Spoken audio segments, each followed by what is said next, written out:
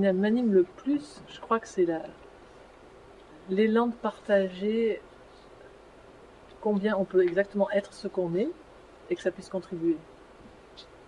Parce que mon observation, c'est que je peux être moi dans la folie la plus totale de tout ce qui peut me traverser et voir que ça contribue pour les autres, que ça contribue pour les êtres. Et que un des retours que j'ai le plus, là on est en fin de journée d'une journée de stage, et il y a des personnes qui viennent me témoigner leur joie, et je vois que ce qui revient le plus, c'est toutes les personnes qui me disent mais ça contribue tellement de vous voir à la fois dans la profondeur de ce que vous partagez, et aussi, quelqu'un me disait tout à l'heure, alors on a le droit en fait de faire les fous. Et elle me disait, mais moi d'habitude je travaille avec des enfants, puis des enfants pour eux c'est ok qu'on soit dans cette légèreté-là, mais les adultes le prennent moins. Et parce qu'ils sont moins preneurs, on a un petit peu éteint ça en nous. Et donc je vois que ce qui m'anime le plus, c'est effectivement partager la joie. Et donner à chacun un soutien de comment est-ce qu'on peut communiquer avec nous, c'est-à-dire comment on pourrait entrer en communication avec nous d'une manière qui nous permette d'être unifiés et de goûter à la fois la source de ce que nous sommes, goûter à la fois cette un que nous sommes tous, et puis cette unique qu'on est chacun, et qui a sa spécificité, et qui est joyeux d'être là. Donc moi, ce qui me porte le plus, c'est la joie. C'est ce que je fais le plus du soir au matin, c'est pas m'hésiter, c'est pas faire des trucs, c'est déconner, c'est jouer, c'est faire la folle, c'est sauter sur place, c'est faire des bêtises. Et quand je vois que je suis plus en train de faire ça, je regarde qu'est-ce qui est en train de se passer, et à ce moment-là, j'observe, il y a des pensées, il y a des jugements, il y a je ne sais quoi. Alors là, je pratique la communication non violente ou autre chose. Mais ce qui me porte, c'est la joie.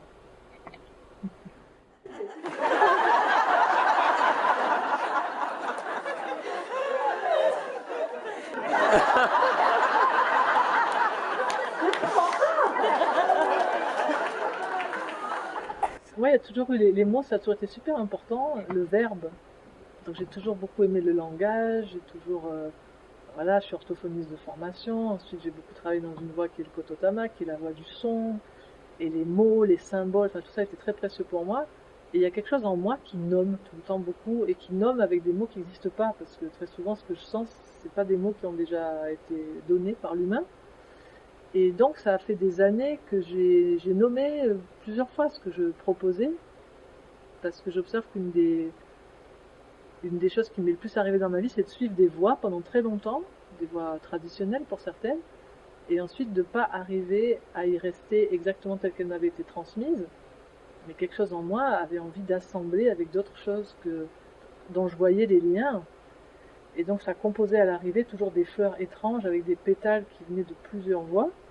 Et cette fleur-là, elle n'avait pas un nom. Donc à chaque fois, j'ai donné des noms. Donc par exemple avec Kototama, moi j'ai reçu Kototama, qui était quelque chose de spécifique, et puis j'y ai allié tout ce qui est le cœur de la communication non violente, et puis tout ce qui était aussi cette approche non duelle qui est beaucoup la mienne depuis des années, et ça a donné Onseido. Et ben de la même façon, à un moment donné, avec tout ce que je vivais moi au niveau de la communication, donc j'ai rencontré la communication non violente en 2002. Auparavant, j'avais fait une formation en maïesthésie avec Thierry Tournebise, qui est donc une façon d'accompagner l'être en accouchant quelque part toute la sensibilité d'un être et dans la guérison de ses blessures du passé. J'ai fait aussi du focusing, qui est une approche corporelle de la présence, qui est aussi une des choses les plus puissantes que j'ai pu rencontrer. Je me suis formée à l'IFS avec Nana Michael, qui est une approche aussi relationnelle des différentes parts de l'être de manière systémique, qui permet de travailler à la fois au présent et dans les blessures du passé.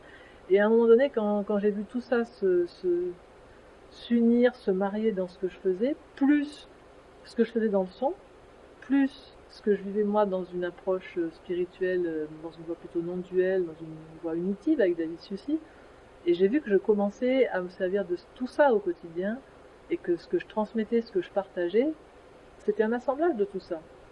Alors, il y a eu plusieurs mots qui sont venus. Je sais qu'à une époque, ça s'appelait communication libératrice. Enfin, j'ai oublié les autres termes. Et je sais plus comment c'est arrivé.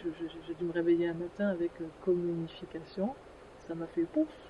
J'ai eu un felt sense, un sens corporel qui est arrivé sur ce mot-là. Et c'était ok, c'était ça. Et donc, c'est devenu communication. Et les communications, ça a ensuite désigné de manière assez évidente pour moi ceux qui pouvaient pour moi le plus contribuer à ce qu'un être puisse vivre le bien-être, la détente sur les différents plans de son être, avec ce que j'ai pu vivre dans mes différents chemins, dans mes différentes voies depuis des années. Et en fait, c'était un peu comme si j'ai fait des tas de choses depuis 40 ans, et puis je fais ça parce que pour moi c'est comme un tamis, et il est resté des pépites. Et les pépites qui sont restées, elles étaient au nombre de 4. Il y avait sur le plan du corps et de l'énergie, il y avait le son, cette voix du son dans Kototama, que j'ai reçu et que je pratique depuis plus de 20 ans. Donc ça c'était le premier aspect. Et ensuite il y avait tout l'aspect qui était l'aspect relationnant, que ce soit au présent ou au passé. Donc dans l'aspect relationnant au présent, il y avait toute la communication non violente et ce qu'elle me permet de vivre dans la paix intérieure avec moi et dans l'ouverture du cœur avec les autres. Et puis ensuite il y avait tout un autre aspect qui était la guérison des blessures du passé. Comment je fais pour moi et pour les autres, parce que il n'y a pas seulement se rencontrer au présent, mais aussi se libérer de tout ce qui nous a construit et souvent qui nous a un peu détruit au passage, qui a un petit peu abîmé l'intégrité de notre être. Et donc ça c'est ce que j'ai modélisé avec l'approche des MAI, des multiples aspects intérieurs, qui est aussi un terme que j'ai que j'ai conservé à un moment.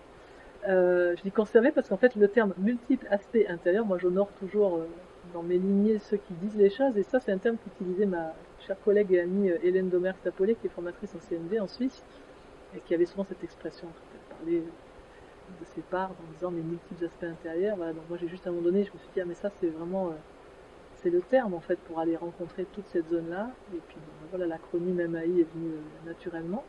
Donc qui est une approche que j'ai modélisée à partir du focusing, de la magnésthésie, de l'IFS, de Dick Schwartz et de la CNV, et qui est une approche qui permet vraiment d'aller rencontrer avec délicatesse toutes nos blessures du passé.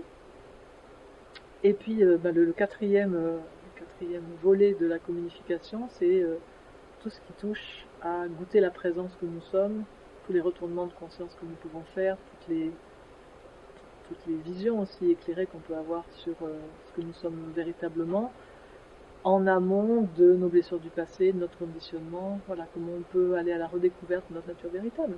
Voilà, et la communication, c'est un peu la quintessence de ces quatre axes.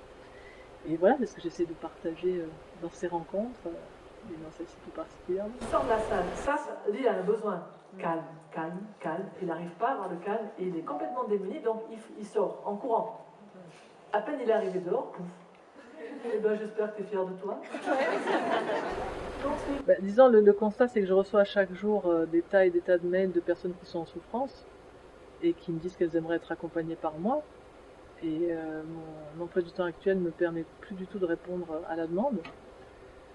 Donc, ça fait pendant une dizaine d'années, j'ai assisté d'abord et puis co-animé ensuite un cursus de praticien en accompagnement individuel par la communication non violente avec Hélène Domergue-Stapollet.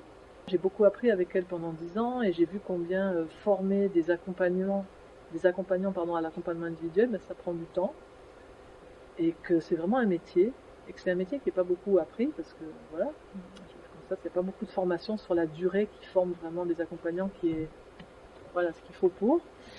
Et donc moi depuis 2 ans, quand j'ai créé le Centre pour la communication, je suis partie d'un constat qui était qu'avec Hélène, on a formé des praticiens en AI-CNV, donc des personnes qui s'avaient accompagner par la CNV, et qu'on pouvait aller jusqu'à un certain endroit dans la guérison. Et puis l'observation, c'était qu'avec ce que j'avais modélisé avec les MAI, on pouvait accompagner encore dans d'autres zones, et ensuite, pour moi, demeure toujours dans notre souffrance une blessure originelle, qui est que même si j'ai guéri toutes mes blessures d'enfance, de tout ce qu'on veut, il va toujours rester la blessure originelle qui est je me prends pour cet être. Et ça me fait mal parce que je me sens incomplet, je me sens séparé. Donc il y a un moment donné où ça serait précieux. Alors bien sûr on peut aller dans des satsangs, on peut avoir un maître spirituel, on peut faire des tas de choses, mais je sais que dans l'accompagnement individuel, on peut aussi partager un chemin de libération de cette souffrance originelle qui est cette perception de la séparation et qu'on peut faire vivre individuellement des expériences directes à une personne pour lui faire goûter son unité originelle. Donc pour moi l'intention c'était de pouvoir former des personnes qui auraient à la fois cette capacité relationnelle, cette qualité relationnelle qu'offre la communication non violente, qui auraient des capacités de guérison thérapeutique comme peuvent l'offrir les MAI, la CNV ayant toute une partie qui est aussi avec des capacités thérapeutiques, je tiens à préciser. Les MAI vont simplement travailler dans des zones plus précises de certaines blessures du passé. Et puis aussi de pouvoir former des communificateurs, des personnes qui auraient la capacité, parce qu'ils vivent eux-mêmes cette communication en eux, donc cette unification de leur être, qui auraient la capacité de pouvoir en faire miroir à un être et l'accompagner dans une zone qui serait comme un peu à l'intersection entre ce qu'on fait habituellement en thérapie et ce qu'on vient chercher dans une voie spirituelle ou auprès d'un guide. Et que l'observation, dans ce que je pratique depuis des années, c'est de voir que la frontière, elle est très fine entre les deux, et qu'en même temps, bien que cette frontière soit très très fine, c'est deux mondes qui des fois se rencontrent pas. Parce que certaines personnes qui sont des voies thérapeutiques font que de la thérapie, certaines personnes qui sont des voies spirituelles considèrent que tout ce qui touche à la thérapie, ça c'est l'ego, faut pas s'en occuper, de toute façon c'est une illusion, alors on va pas passer notre vie à l'écouter. Et que moi je vois que c'est pas, enfin dans mon expérience, je vois que c'est pas un bon calcul de dédaigner comme ça l'enfant moi. Je préfère l'appeler enfant moi qu'ego d'ailleurs, ça me donne tout de suite une manière plus douce d'être en relation avec. Et je vois que si on vise l'unité, dans mon expérience, l'unité, elle est inclusive, elle n'est pas exclusive. Donc dire l'ego dégagé, les blessures du passé, on s'en fout, moi je vais méditer, je vais faire ceci, je vais faire cela. Je l'ai fait à une époque, je l'ai vécu comme une forme d'arrogance. J'ai eu heureusement des guides spirituels successifs, dont David Sucy actuellement, qui est toujours mon ami spirituel, avec lequel j'ai beaucoup de joie à cheminer, qui me ramène toujours inlassablement à cette unification de l'être qui inclut tout ce que nous sommes. Et donc voilà, c'est de l'ensemble de ces approches et de cette vision-là que depuis 2 ans, là, j'ai ouvert ce centre avec une super équipe, avec Véronique Gaspard, qui est aussi formatrice en CNV, et puis avec Sonia Viciana et Sandra Auberson, qui sont praticiennes en AICNV, en MAI et en communication. Et donc voilà, on a actuellement, il y a 2 promotions qui sont en train de tourner, une qui a commencé l'an dernier et une qui a commencé cette année. Et donc c'est vraiment joyeux, là on fait un joli chemin là, avec ces êtres qui viennent en formation, et c'est doux de voir comment il y a une progression individuellement et ensemble. Et puis voilà, je suis heureuse de pouvoir ensuite contribuer à ce que tout ça se diffuse, parce que je sais que chaque être qui est formé dans cette école, lui, va pouvoir ensuite participer à accompagner et à libérer de la souffrance autour de lui. Donc ça, c'est joyeux. J'observe que tant qu'on n'est pas d'accord avec l'inconfort, quelque part, ça va être compliqué. Comment je peux les écouter au milieu, tu vois? Elles voudraient pouvoir avoir davantage de poids dans ton système intérieur. Qu'est-ce qui me permettrait de garder, moi, ma sécurité aussi intérieure? Qu'est-ce qui me permet... Parce que la violence arrive très vite quand il y a moins de sécurité. Si je ne me sens pas en sécurité, je peux être prêt à faire n'importe quoi à un moment. Le monde actuellement est le monde extérieur actuellement est la résultante de notre manière de nous traiter intérieurement depuis des millénaires. Et comme depuis des millénaires, nous sommes déconnectés de nous-mêmes. Quand on regarde aujourd'hui les peuples premiers, que ce soit en Australie ou en Afrique ou dans certaines tribus d'Amazonie ou peu importe où dans le monde, mais tous les peuples qui n'ont pas été trop occidentalisés, voilà, quand on regarde les rendez-vous en terre inconnue de Frédéric Lopez, on découvre toujours la même chose. C'est des êtres qui nous semblent avoir une profonde sagesse, plus que nous, les soi-disant pays civilisés, parce qu'ils sont restés connectés à eux, ils sont restés connectés à leur corps, ils savent écouter leurs besoins, ils sont en interdépendance avec la nature. On a perdu tout ça, donc on a un monde extérieur aujourd'hui qui nous renvoie la violence, le terrorisme, de combien nous terrorisons notre environnement externe et interne depuis des siècles.